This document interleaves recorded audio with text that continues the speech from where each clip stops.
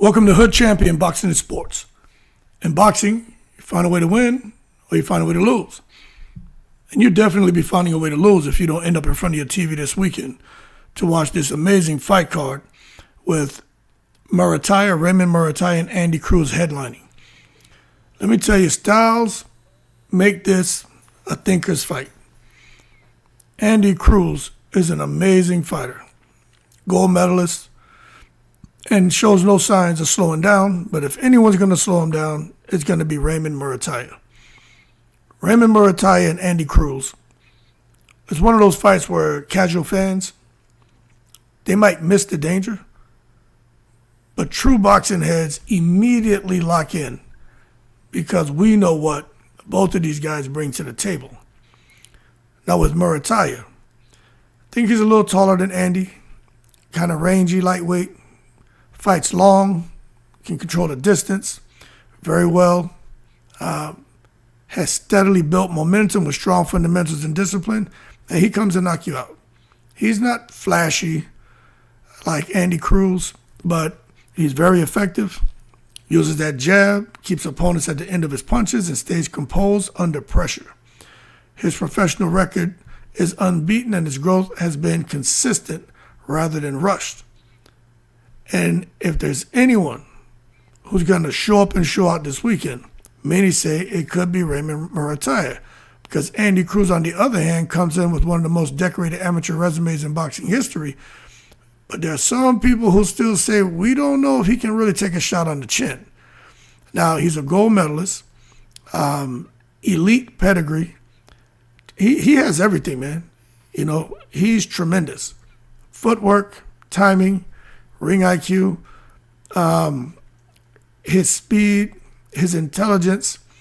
I mean, it just stands out. From everyone in the division, Andy Cruz stands out. He's not a guy who's going to come in there and waste punches. He sees everything. He sees openings early, and he controls pace in a very cerebral way. What makes this so interesting and fun for me is to see Andy Cruz working with Bozy Ennis and his sons. And the one son, everybody's going to know who this is, Jerome Baxter. I'll be honest with you, I didn't know Jerome Baxter could hold pads like that. I've seen little clips, but to sit back and watch him do work for like a couple minutes straight, I'm like, damn, Jerome Baxter's got it, man. Not only can he fight and know his way around inside the ring as a fighter, Jerome Baxter knows his way, inside and around the ring as a trainer. And to think that Andy Cruz already, with his star-studded, very decorated amateur pedigree, has come into the pro ranks and has teamed up with the Ennis team, I'm not surprised that he's been out here doing the business. And why, although I think this fight is kind of 50-50, the first 4 rounds, many people believe that Andy Cruz is going to pull off the win. Although, like I said, there's a little bit of a concern about his chin, and there's a knock on Andy Cruz for some fans when they say, you know what, it doesn't seem that he carries frightening knockout power, but they also acknowledge what he lacks in raw power, he makes up for in accuracy, angles, and defensive awareness. And that creates a problem for any and everybody, especially a guy like Muratalla, who's going to be coming at him, and Muratalla is going to probably look to apply pressure and try to bang Andy out of there. So you say, all right, you say it's a 50-50 fight, but if you were a betting man, who's the favorite and why? All right, okay. Let me see. Andy Cruz is usually the betting and stylistic favorite because of his elite amateur background, speed and IQ. I don't care what you say, whether you're talking about Anthony Joshua, you're talking about someone like Clarissa Shields, Andy Cruz, any fighter who went to the Olympics and won a gold medal, even the silver or the bronze. But when these guys are winning gold medals, kind of hard to go against them because there's something special they had then. It is not easy to win a gold medal. And to see them transition to the pro ranks and continue to dominate, that means there's something special about them. So I think Andy Cruz is going to be the betting favorite just because of those things I mentioned. But Muratalla, however, is dangerous because he's bigger, physically stronger, more experienced and longer professional rounds. So this becomes, to me, the classic pro seasoning versus elite skill set matchup. But I'll say this, Andy Cruz has been kind of fast track out there with Bozy Ennis and Jerome Ennis with great sparring, great work, great mentorship, great development. So the likely outcome, if Cruz controls distance, tempo, and avoids prolonged exchanges, he likely wins a clear decision. But if Muratalla can rough him up, lean on him, and force Cruz into uncomfortable moments, especially late, the fight becomes much closer than people expect. I'll be looking for Muratalla to figure out the least amount of steps to cut the ring off. If Andy Cruz is trying to exit, say to his right, I'd be expecting Muratalla to throw the hook with his left to prevent him from escaping. Same thing, if Cruz is trying to escape out to his left, I'd be looking for Muratalla to shoot the right hand to control him and prevent him from escaping. It's going to be very important for Muratalla to block all escape routes and to keep that pressure on Andy Cruz. But the most important thing is to cut the ring off with the least amount of steps. Now, what's the next thing for the winner? I think the winner moves firmly into another, I think a unification. I think, as my understanding, let me pull it up. I've been looking at so much today. I know Muratalla has a title. Just sitting here running my damn mouth. Let me just look at it real quick. Let me copy this right here.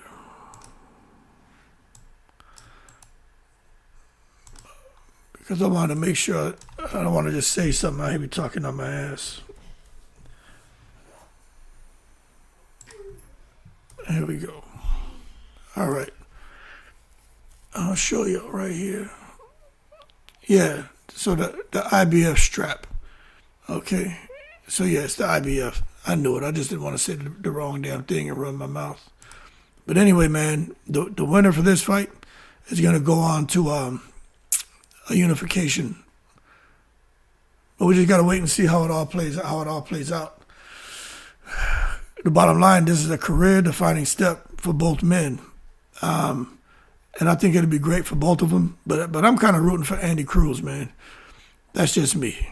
Cuban dude, just knowing the background, knowing the struggles of those guys. I'm not saying Muratalla doesn't come from struggle, but I'm always going to root for the guy who had a harder upbringing, the more difficult path. I'm always going to root for that person. Doesn't mean I don't want Muratalla to win fights. It's just against him and Andy Cruz. I'm just picking Cruz, and for no reason other than that. Now, Khalil Coe against Jesse Hart. That is no kidding, youth versus experience. Now, this is going to give me an opportunity to kind of learn a bit more about both of these guys.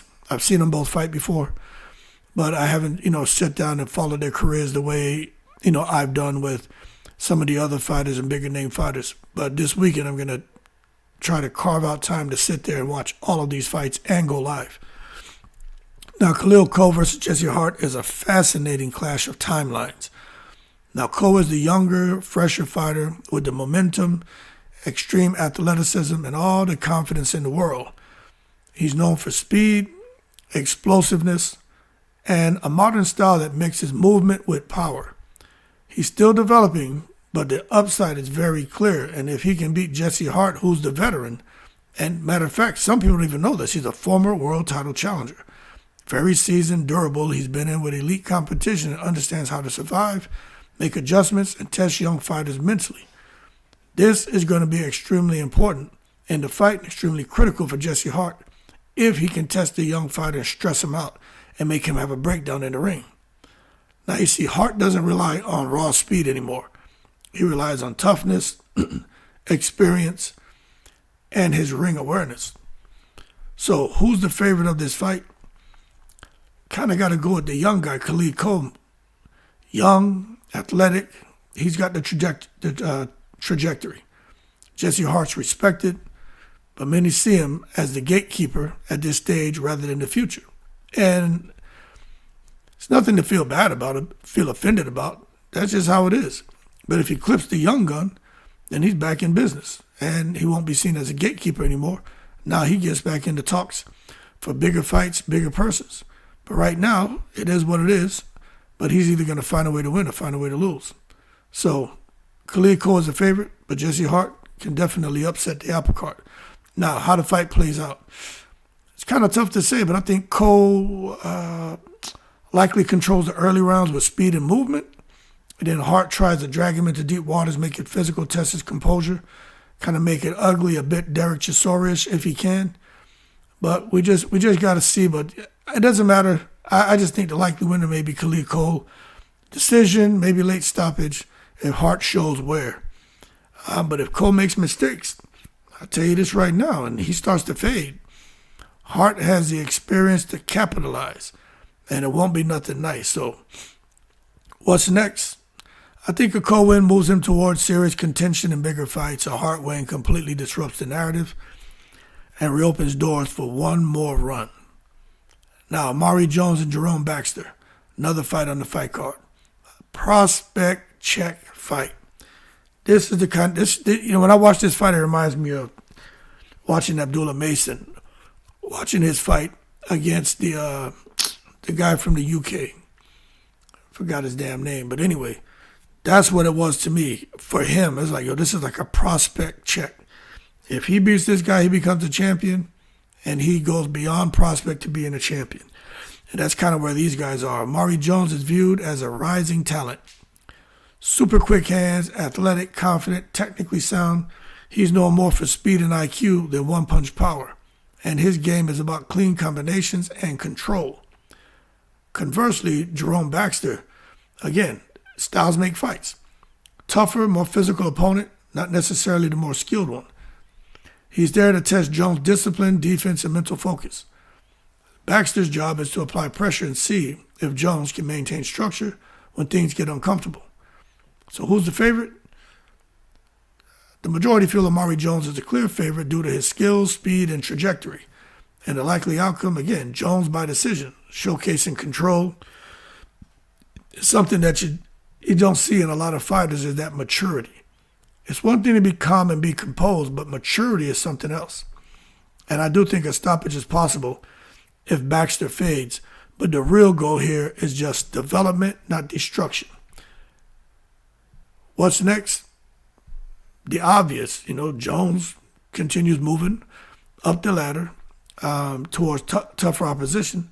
He just has to keep winning. Now, let me tell you this. There's one fight on here that a lot of people don't even realize is on here. I think because it's been kind of quiet. But Israïl Madrimov against Luis Salazar. This is one of those fights, it's like, I'm calling it like rebuild mode, you know what I'm saying? Madrimov is trying to rebuild. He lost to Crawford, nothing to be embarrassed about in that fight. It was a pretty close fight, pretty competitive, but Crawford won. He fought Vergil Ortiz. Nothing to feel bad about. He was actually winning that fight, got tired, and Ortiz did what he had to do. But the bottom line is he's had 2 losses. He can't afford to lose again. Then he's going to basically have to reset and figure out what he wants to do. And it's sad that boxing works that way, but Israïl Madrimov is really a force to be reckoned with.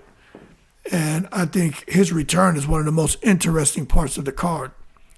Madrimov is immensely talented, explosive, awkward, powerful. He's athletic. All these things that I'm mentioning, it showed up when he fought Terence Crawford, and it showed up against Ortiz. But he said he had a bad case of bronchitis, I believe it was. Wasn't able to train the way he wanted to. So, no excuses for this fight. But the one thing I want to see, because he's known for his unusual movement, I want to see if he's going to have that herky-jerky Jim Carrey, me, myself, and Irene style again. What he had when he showed up in the ring with Terence Crawford. So if he can show his burst attacks and physical strength, I think has a good chance of winning. But at the elite level, those same traits have exposed some flaws in his game as well. Where Madrimov went wrong against Terence Crawford, he just struggled with timing of an elite counterpuncher, was overcommitting on explosive movements. He was being predictable in his entries, and Crawford neutralized him with just patience, positioning, a lot of IQ, making Madrimov reset constantly. Where Madrimov struggled with Ortiz, the issue was pressure and durability. Ortiz didn't allow Madrimov's space to explode, walked him down, recognized he was tired, forced exchanges, and broke his rhythm. Madrimov couldn't maintain discipline under sustained pressure. He got tired. Now, as far as Madrimov trying to rebuild and what he must do against Luis Salazar, try to slow the fight down. Pick shots instead of exploding recklessly. Use angles defensively, not just offensively. And have respect for the clock. Respect the rounds. Don't try to chase highlights. Luis Salazar is not at the Crawford or Ortiz level, okay? But he's dangerous enough to punish mistakes, and he will punish those mistakes. So the fight really is about control and maturity, not trying to dominate. So the likely outcome, I say Madrimov by decision or late stoppage, but only if he fights smart. If he reverts to chaos, the fight becomes unnecessarily dangerous. What's next? I think Madrimov is right there. I wouldn't be surprised if what's his name, if Muratalla beats Josh Kelly and Madrimov wins this fight, I think Madrimov is reestablished as a contender, and his name is, he already has a big name. But how would that fight go, boy, if they made Madrimov versus Muratalla? You're talking about the ultimate mashup crasher. But anyway, anything shaky prolongs questions about whether he can adapt at the elite level. We just got to wait and see. So, in my opinion, when I look at this fight card, it's an amazing fight card. Muratalla against Cruz, really about the elite skill against the pro seasoning. Coe and Hart, youth versus experience. Jones and Baxter. It's just development versus resistance, man. Then, what's his name? Madrimov and Salazar. Salazar, man. Discipline versus volatility. And I'm telling you, I don't think this is going to be a boring fight card. Matter of fact, I think each fight is must-see TV. But these are the kind of fights that quietly shape divisions and the kind of fights that get fans excited. Anyway, y'all keep cool. It's coming on January 24th, this weekend, 8 o'clock Eastern. I will probably be live for it, and we'll sit here and we'll have a conversation, have some fun, and laugh. That being said, y'all keep cool. Shout out to the veterans all 7 continents. Hey, yo, I'm in the breeze.